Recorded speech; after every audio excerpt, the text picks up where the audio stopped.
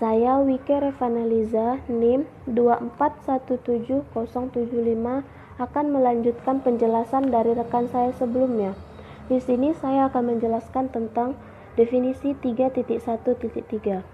Jika X sama dengan Xn dan Y sama dengan Yn adalah barisan bilangan real, kita dapat mendefinisikan jumlah dari X ditambah Y itu adalah Xn ditambah Yn, di mana N elemen dari bilangan asli.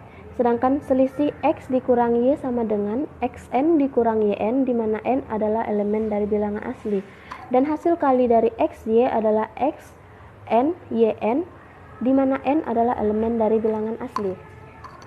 Jika C adalah anggota dari R, kita definisikan hasil kali dari Cx itu sendiri adalah Cxn, di mana N-nya adalah anggota dari bilangan asli.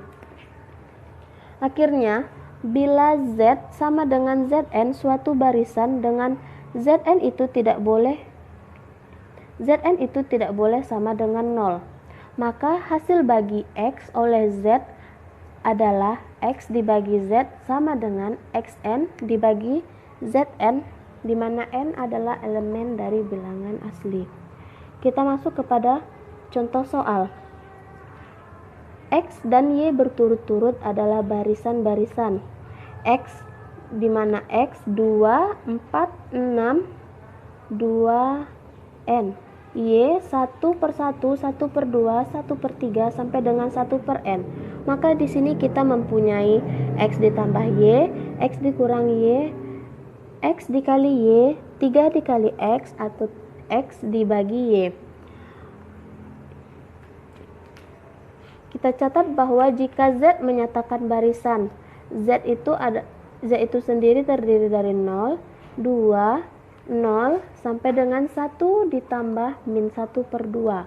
Maka di sini kita dapat mendefinisikan X ditambah Z, X dikurang Z, dan X dikali Z. Tetapi kita tidak dapat mendefinisikan X dibagi Z karena Z mempunyai suku 0 atau angka 0. Yang kita tahu di definisi tadi Z itu tidak boleh sama dengan 0. Selanjutnya kita masuk kepada limit suatu barisan. Definisi 3.1.4. Misalkan kita mempunyai suatu barisan X.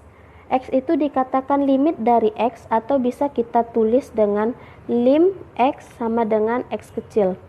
Apabila memenuhi syarat, yaitu setiap epsilon besar dari 0 terdapat bilangan asli K epsilon sedemikian hingga untuk semua N atau untuk setiap N besar sama K epsilon, suku-suku Xn terletak dalam lingkungan epsilon X. Baiklah, materi selanjutnya tentang 3.1.5 keunggulan limit. Dikatakan X aksen dikurang X double aksen kecil dari epsilon berlaku untuk setiap epsilon besar dari 0. Lalu hasilnya X aksen dikurang X double aksen sama dengan 0. Kenapa ini bisa berlaku X aksen dikurang X double aksen sama dengan 0? Ini sesuai dengan teorema 2.2.9.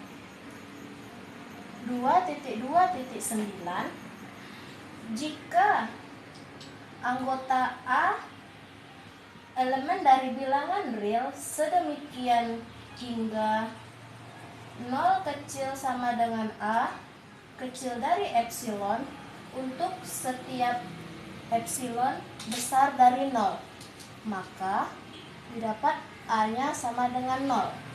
Nah, A di sini ini X aksen dikurang X double aksen. Kalau harga mutlak itu pasti sama dengan 0 dan kecil dari epsilon. Nih sama kecil dari epsilon. Dan ini berlaku untuk setiap epsilon besar dari 0.